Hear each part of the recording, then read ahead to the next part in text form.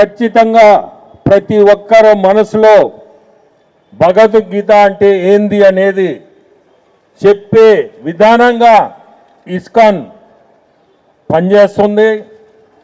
భక్తులు కూడా అదే విధంగా ఈరోజు ప్రతి ఇంటికి పోయి కూడా కొంతమంది భక్తులను చూస్తున్నాను.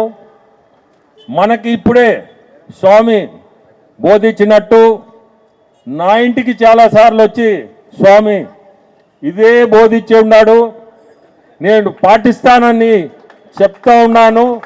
పాటించాలని కూడా మనసు అయితే పాటించాలనే ఉంది. ఎప్పటి నుంచి అనేది ఇప్పుడే స్వామి చెప్పినట్టు అది ఇప్పుడే ఎవరో చెప్పారు అన్నట్టు చూడండి, 1 సంవత్సరం నుంచి అని. అట్లా కాకుండా నేను పాటించను మొదలు పెడితే ఖచ్చితంగా చెప్తా ఈ రోజు నుంచి అది అటువంటి అది మానేస్తాను అనే మనస్తత్వం నాది. అందుకని ఇంకా స్వామికి చెప్పలాది, చెప్పే రోజు వచ్చిందంటే అది పాటించాలి. ఒక మాట ఇచ్చామంటే పాటించాలి. ఈ జగన్నాథ రథయాత్ర ఈ యాత్ర చేయడం వల్ల ప్రజల్లోకి దేవుణ్ణి తీసుకుపోతున్నారు. ఇది చాలా మంచి కార్యక్రమం. మనం ప్రజలు దేవుణ్ణి చూడగలుగుతున్నాం, ప్రజల్లోకి దేవుణ్ణి తీసుకొస్తున్నారు.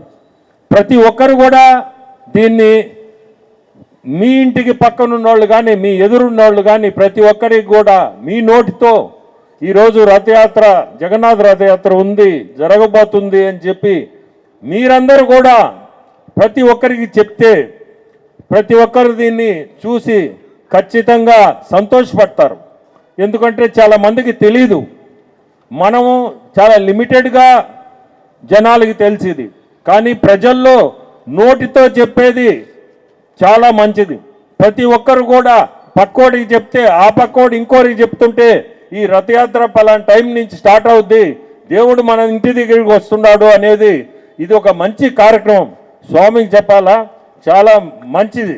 ఈరోజు మాకు అదృష్టం స్వామి, నెల్లూరులో మేము ఉండడం, మీ దగ్గరికి రావడం, ఈ రథయాత్రలో మేము కూడా పాలు పంచుకోవడం చాలా సంతోషం.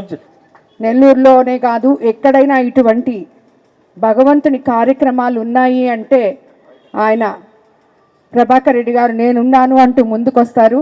అలాగే ఆయనకి ఎంతో ఇష్టమైన కార్యక్రమం ఈ జగన్నాథ రథయాత్ర. స్వామి చెప్పినట్టు ఎప్పుడు ఇంకా రాలేదా అని డేట్ అడుగుతూ ఉంటారు మమ్మల్ని కూడా. ఇంట్లో ఇంకా స్వాములు రాలేదా, ఆ డేట్ రాలేదా అని అడుగుతూ ఉంటారు.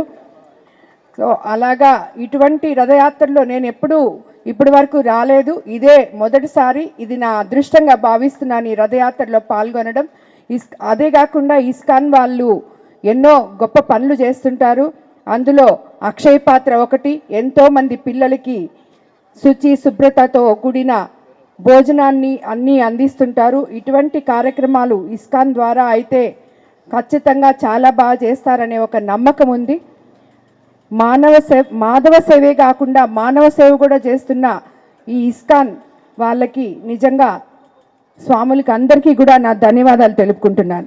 ఈ రథం దగ్గర నుంచి అందరికీ దొన్నె ప్రసాదాలు పెడుతున్నాము, రకరకాలుగా దొన్నె ప్రసాదాలు.